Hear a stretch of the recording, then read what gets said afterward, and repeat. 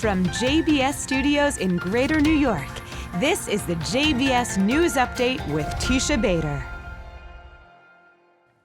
I'm Teisha Bader with the JBS News Update for Friday, February the 19th, 2021.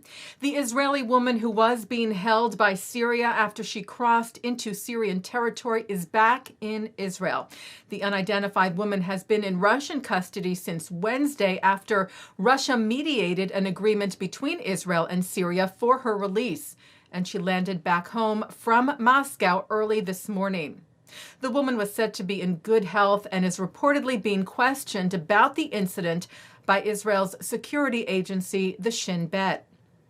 Israeli Prime Minister Benjamin Netanyahu released a video statement about the incident, saying that a few days ago, a young Israeli woman crossed the border into Syria.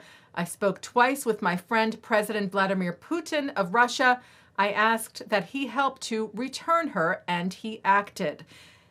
Netanyahu said in the statement that Israel has always done and will always do everything in its power to bring its citizens home.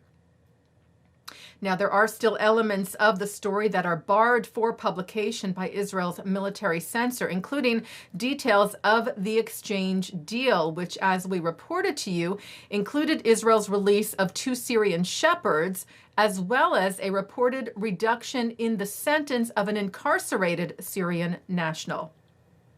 Israel responded this morning to remarks from the United States in regards to the Iran deal.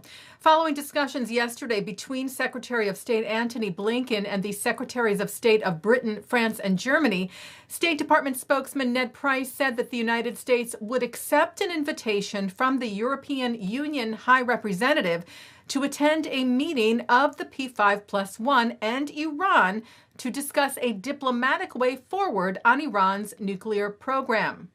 A joint statement from Blinken and his counterparts earlier yesterday said that Secretary Blinken reiterated that, as President Biden has said, if Iran comes back into strict compliance with its commitments under the JCPOA, the Iran deal, the U.S. will do the same and is prepared to engage in discussions with Iran toward that end. Netanyahu's office released a statement today stating that Israel remains committed to preventing Iran from getting nuclear weapons, and its position on the nuclear agreement has not changed. Israel believes that going back to the old agreement will pave Iran's path to a nuclear arsenal, adding that Israel is in close contact with the United States on this matter. Netanyahu shared later today that he spoke over the phone with Equatorial Guinea President Teodoro Mabasogo, who informed him that he would transfer the Central African country's embassy to Jerusalem. The prime minister tweeted that Israel is continuing to deepen its cooperation with African countries. He wrote, "Israel is returning to Africa, and Africa is returning to Israel in a big way." Equatorial Guinea President Mabasogo responded that all of Africa, Netanyahu wrote, is welcoming Israel with open arms.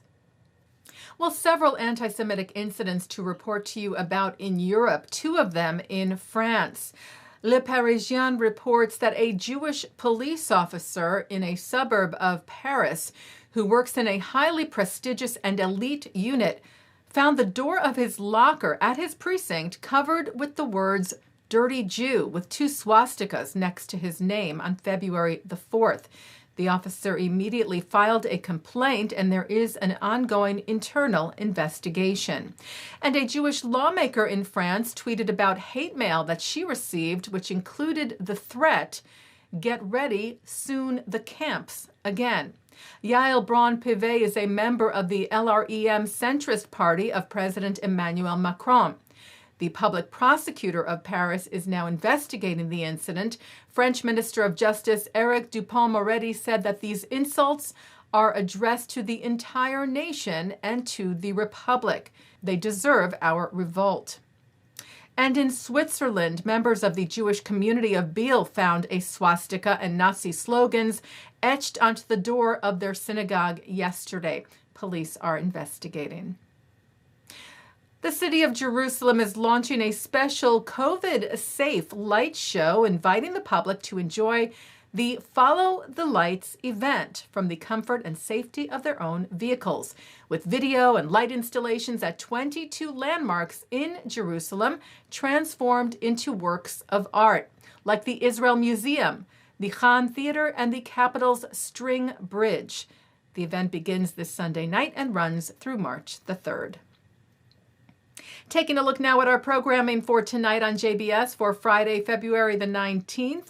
Live Shabbat services are coming up at 6 o'clock from New York City's Central Synagogue, followed by Shabbat services from the Hampton Synagogue. At 8:30, it's the film The Pin, a love story in the shadow of the Holocaust in Yiddish with English subtitles.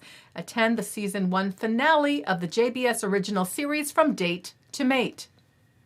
At 10:35, it's a replay of the Hampton Synagogue services and an encore presentation of the Central Synagogue services. And coming up next, a look at this week's Torah portion. And that's the JBS News Update for Friday, February the 19th, 2021. I'm Teisha Bader. Stay healthy, stay well, and Shabbat Shalom.